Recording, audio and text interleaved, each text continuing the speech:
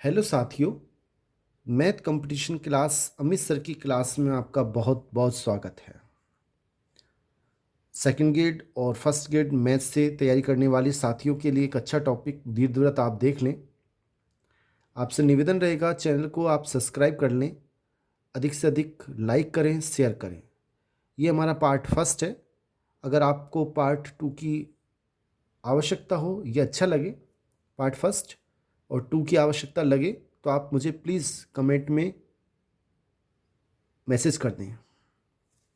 अब देखें कि x square upon a square plus y square upon b square बराबर एक, ये इसके व्यापक फॉर्म होती है। यहाँ ए का मान बी से बड़ा होता है। दूसरी स्थिति भी हो सकती है कि ए का मान छोटा हो बी से, वो अभी हम बाद में देखेंगे। और ये एक ऐसे बिंदु पी का बिंदुपथ होता है जिसमें पी एस का मान बराबर ई गुणा पी एम होता है। एस नाभि और एम नियता होती है। चित्र में हम देखें तो ये केंद्र होता है जिसका मान 0 0 है। ये नाभिलंब होते हैं, ये नाभिलंब है। ऐसे इधर भी नाभिलंब होगा। और नाभिलंब की लंबाई देखें तो 2b² अपॉन ए, इसकी लंबाई। ये नाभिलंब के निर्देशांक हैं। इसमें ये नाभि के निर्देशांक हैं। नाभि के निर्देशांक क्या हैं? ए ई कोमा 0 माइनस ए ई कोमा 0।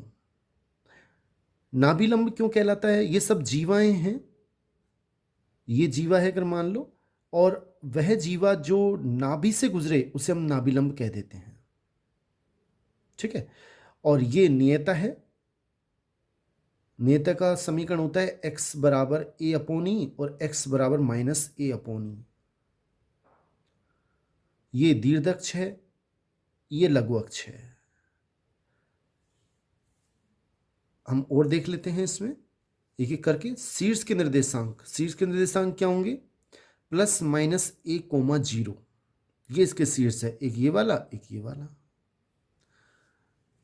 नाभियों के निर्देशांक, नाभि के निर्देशांक क्या होंगे? ए ई कोमा 0 माइनस ए ई कोमा 0। ये दोनों इसके एस और एस डैश दोनों नाभि हैं, इसलिए नाभि के निर्देशांक क्या होंगे? प्लस माइनस ए ई कोमा 0।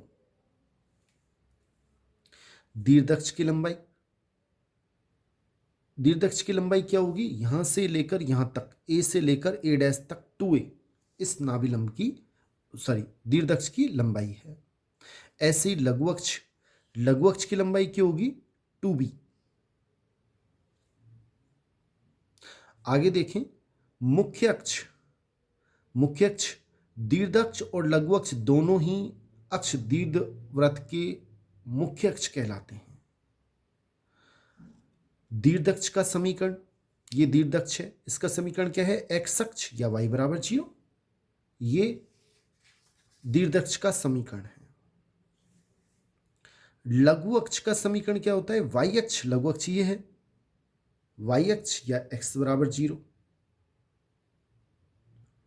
उसमें x का अक्ष या y बराबर 0 और इसमें y अक्ष पे x का मान 0 होता है। नियताओं के समीकरण क्या होंगे? x बराबर प्लस माइनस ए ई, x बराबर प्लस माइनस ए अपॉन ई। फिर सुने, नियताओं के समीकरण क्या होंगे? x बराबर प्लस माइनस ए अपॉन ई। और उत्केंद्रता का मान b² बराबर a² 1 माइनस e² होगा। यहां से देखें तो e का मान √1 माइनस b² अपॉन a² होगा। और नाभिलंब की लंबाई क्या होगी? 2b² upon a। चित्र में लिख भी रखा है। नाभिलंब की लंबाई क्या होगी? 2b² upon a। आगे देखते हैं हम बच्चों। सेकंड स्थिति क्या है? अगर x² upon a² y² upon b² बराबर 1, ये भी दीर्घवृत्त का समीकरण, लेकिन अब की बार b का मान बड़ा है, तो अब आकृति ऐसी होगी। अब शीर्ष क्या होंगे? 0 प्लस माइनस b। जहां पर a था उसके अपन ने पहले पढ़ा, उसके स्थान पे b लिख लें, b के स्थान पे a लिख लें। अब नाभियों के निर्देशांक क्या होंगे? 0 प्लस माइनस बी ई। दीर्घअक्ष, अब दीर्घअक्ष क्या हो जाएगा? 2b। और लघु अक्ष ये हो जाएगा 2a। मुख्य अक्ष दीर्घ लघु और दीर्घ दोनों अक्ष, दीर्घ अक्ष का समीकरण क्या हो जाएगा? अब दीर्घ अक्ष ये वाला y अक्ष या x बराबर 0 और लघु अक्ष क्या हो जाएगा? x अक्ष या y बराबर 0। नियताओं के समीकरण बदल जाएंगे, y equal to plus minus b upon e. आप तो ये याद रख लें जो पहले हमने पढ़ा था, उसमें b के स्थान पे a के स्थान पे b के स्थान पे a लिख दें, x के स्थान पे y और y के स्थान पे x लिख दें, बिल्कुल आ जाएगा। नियताओं के समीकरण पहले क्या था? y बराबर प्लस माइनस a अपॉन ई, अब y बराबर प्लस माइनस b अपॉन ई। पहले क्या था? बी स्क्वायर बराबर ए स्क्वायर, अब क्या हो गया? ए स्क्वायर बराबर बी स्क्वायर, 1 माइनस ए स्क्वायर। आपको ध्यान देना पड़ेगा कि ए का मान बड़ा है या बी का मान बड़ा है। अगर ए का मान बड़ा है तो अभी हमने वो स्थिति देखी, अब पढ़ रहे हैं हम बी का मान बड़ा है, तो ई का मान 1 माइनस ए स्क्वायर अपॉन बी स्क्वायर, और नाभिलंब की लंबाई जो पहले 2b स्क्वायर अपॉन ए थी, अब 2a स्क्वायर अपॉन ए है। एक महत्वपूर्ण, इसके महत्वपूर्ण बिंदु और भी हैं। ये हमारा चित्र है, ये एस है, ये एस डैश है, ये कोई बिंदु पी है। हमें क्या याद रखना है? दीर्घवृत्त पर किसी बिंदु की, दीर्घवृत्त पर कोई भी बिंदु पी की नाभीय दूरियों का योग, नाभीय दूरियों का योग यानी एस से और एस डैश से, पी की दूरी एस से और पी की दूरी एस डैश से, इनका मान टोटल 2a होगा। ये अचर होता है तथा यह दीर्घ अक्ष की लंबाई के बराबर होता है। आपको ये याद रखना है, अगर ये स्थिति है तो इसका मान 2a होगा।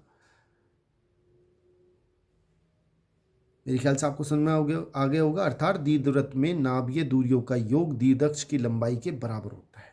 आपको ये याद रखना है सीधा सीधा, कि फिर समझ लें कि दीर्घवृत्त पर कोई बिंदु P है तो उसकी नाभीय दूरियों का योग अचर होता है और वो दीर्घ अक्ष की लंबाई के बराबर होता है। बहुत बहुत धन्यवाद बच्चों, आज के लिए इतना ही। थैंक्स।